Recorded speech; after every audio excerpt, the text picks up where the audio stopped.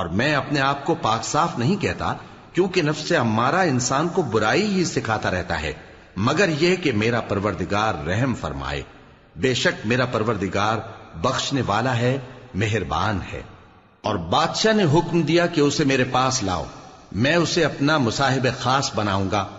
پھر جب ان سے گفتگو کی تو کہا کہ آج سے تم ہمارے ہاں صاحب منزلت ہو اور صاحب اعتبار ہو۔ یوسف نے کہا مجھے زرعی پیداوار پر مقرر کر دیجئے، کیونکہ میں حفاظت بھی کر سکتا ہوں اور اس کام سے واقف بھی ہوں۔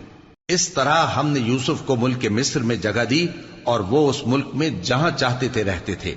ہم اپنی رحمت جس پر چاہتے ہیں کرتے ہیں اور نیکوکاروں کے اجر کو ضائع نہیں کرتے، اور جو لوگ ایمان لائے اور ڈرتے رہے ان کے لیے آخرت کا اجر بہت بہتر ہے۔ اور یوسف کے بھائی کنعان سے مصر میں غلہ خریدنے کے لیے آئے تو یوسف کے پاس گئے، تو یوسف نے ان کو پہچان لیا اور وہ ان کو نہ پہچان سکے۔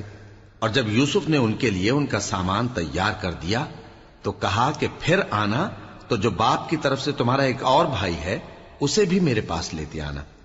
کیا تم نہیں دیکھتے کہ میں ناب بھی پوری پوری دیتا ہوں اور مہمانداری بھی خوب کرتا ہوں؟ اب اگر تم اسے میرے پاس نہ لاؤ گے تو نہ تمہیں میرے ہاں سے غلہ ملے گا اور نہ تم میرے پاس ہی آ سکو گے۔ انہوں نے کہا کہ ہم اس کے بارے میں اس کے والد کو پھسلائیں گے اور ہم یہ کام کر کے رہیں گے۔ اور یوسف نے اپنے خدام سے کہا کہ ان کا سرمایہ یعنی غلے کی قیمت ان کے سامان میں رکھ دو۔ عجب نہیں کہ جب یہ اپنے اہل و عیال میں جائیں تو اسے پہچان لیں، اور عجب نہیں کہ یہ پھر یہاں آئے۔ بس جب وہ اپنے والد کے پاس واپس گئے تو کہنے لگے کہ ابا ہمارے لیے غلے کی بندش کر دی گئی ہے، تو ہمارے ساتھ ہمارے بھائی کو بھیج دیجئے تاکہ ہم پھر غلہ لائیں اور ہم اس کے نگہبان ہیں۔ یعقوب نے کہا کہ میں اس کے بارے میں تمہارا اعتبار نہیں کرتا، مگر ویسا ہی جیسا پہلے اس کے بھائی کے بارے میں کیا تھا، سو اللہ ہی بہتر نگہبان ہے اور وہ سب سے زیادہ رحم کرنے والا ہے۔ اور جب انہوں نے اپنا اسباب کھولا تو دیکھا کہ ان کا سرمایہ واپس کر دیا گیا ہے۔ کہنے لگے ابا ہمیں اور کیا چاہیے؟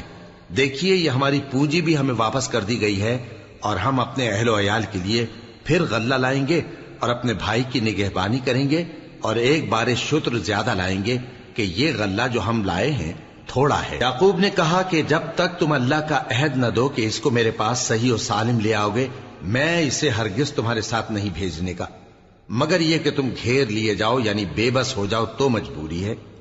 پس جب انہوں نے والد کو اپنا قول دیا تو یعقوب نے کہا کہ جو قول و قرار ہم کر رہے ہیں اس کا اللہ ضامن ہے۔